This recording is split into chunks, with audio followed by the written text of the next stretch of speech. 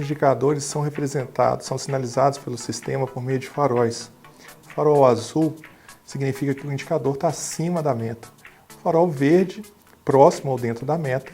E o farol amarelo e vermelho estão abaixo da meta. São esses dois sinalizadores que são priorizados durante a reunião de acompanhamento.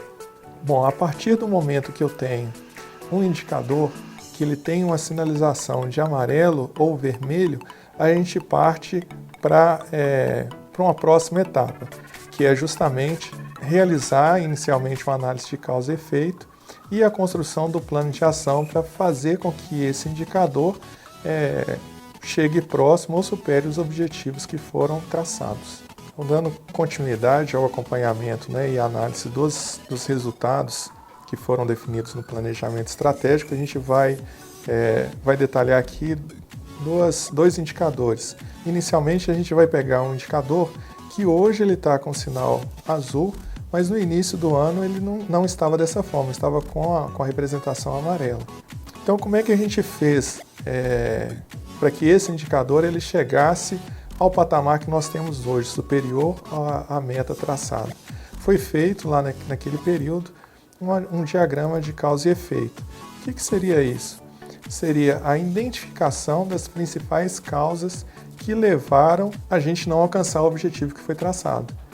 Então aqui nós temos uma das causas, que é a baixa performance de um dos nossos controllers.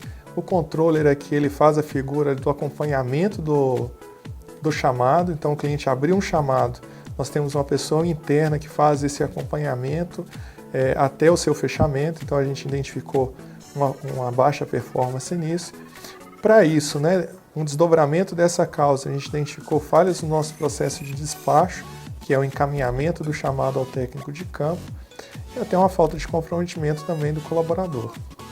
Então, nesse momento, a gente faz uma análise muito detalhada de quais são as principais causas que estão contribuindo para que a gente não atinja o nosso objetivo. A partir daqui, da identificação das causas, a gente começa a tratar essas causas. Como é que a gente faz isso? Nós fazemos isso por meio dos planos de ação. Então, para cada causa, eu posso criar um plano de ação. E o plano de ação ele fica representado aqui por uma figura na frente da causa. Quando eu clico aqui no plano de ação, ele vai me abrir o meu plano de ação. Ele está sempre linkado ao meu objetivo principal, que é o SLA. Então, o SLA muito fora da meta, que era o que a gente estava tratando. Aqui ele me traz a meta para mostrar a amarração, o exercício que eu tenho, qual que é o responsável por esse plano de ação. Normalmente a gente define sempre o gestor da área como responsável do plano. Muitas vezes não é ele que vai fazer a ação, mas ele é o responsável. E aqui a gente tem um detalhamento do plano de ação, que é uma análise também, utilizando lá o 5W2H, onde a gente faz o detalhamento dessa causa. Quer dizer, o que é o nosso problema, aonde que ele está acontecendo, por que desse problema, como que eu vou atacar, quanto vai me custar, se houver um custo, se houver uma necessidade de um investimento, e qual que é o nosso retorno esperado. Então, a partir desse detalhamento, já é possível a gente direcionar as ordens de serviço. Essa ordem de serviço nada mais é do que uma ação que vai ser direcionada para a pessoa que vai executar, pode ser o próprio gestor, pode ser um funcionário da área, que vai efetivamente fazer as tratativas para que a gente consiga mitigar essa causa que foi definida lá no diagrama de causa e efeito e contribuir para a melhoria da performance do nosso indicador. Então aqui tem todo o detalhamento, tem um resumo do plano de ação que foi feito, até para que o usuário tenha noção do que ele tem que efetivamente fazer.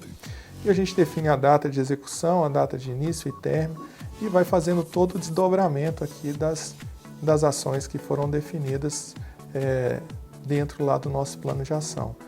Com isso, a gente consegue garantir a melhora dos nossos resultados. Esse indicador ele representa muito bem isso. A gente fez a análise de causa e efeito, definimos o plano de ação, startamos as ordens de serviço e a gente começou a colher o fruto desse resultado, que são as boas performances que a gente conseguiu nos últimos 5 meses do ano.